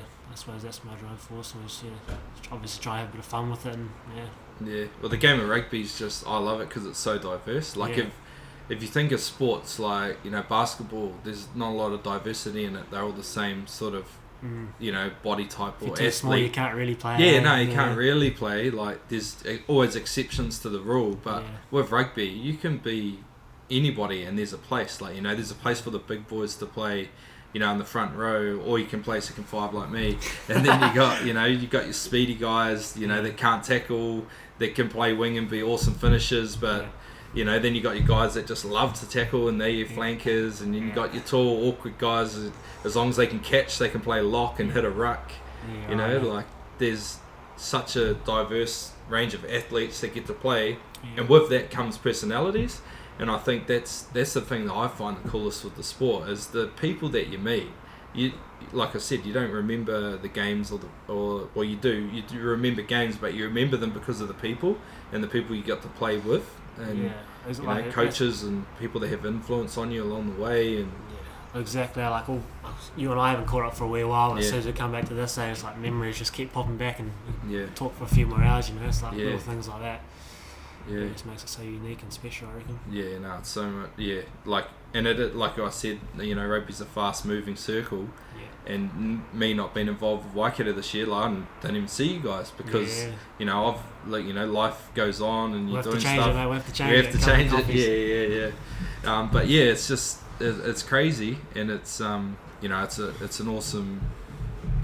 I guess like it's been a great environment for me, and like for that reason, the people and the diversity of it, and I love learning new things, and you're the same. You can see it through your skills, like you're constantly working at it, and that allows you to play the game differently, to do things differently, to open up other opportunities, and I'm real excited to see where the future takes you, because in my mind you the most underrated first five in the country. How you don't have a super contract baffles me, but I know that there'll be a place for you, and when you find it, then it like you found here, I think you see how well you play here for Waikato and how well you've played for us for the last 3 years.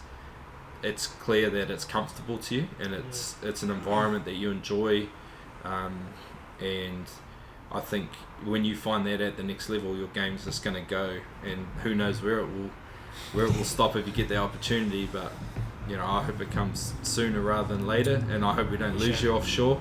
But if you do go offshore, I wish you well and make some money, and I'll be watching. Me too. You can buy me a beer when you come back. 100%. Well, actually, you've got free. I get free beer now. Yeah, you come for a couple of gins, mate. Yeah. No, I appreciate that. Obviously you're doing awesome stuff with this this podcast. I reckon it's awesome, mate, what you're doing, talking to different people about different stuff and addressing some issues and stuff. So I reckon that's awesome, mate. Cool. Thank you very much for coming on, brother. No, all good, Thanks for your time. Legend.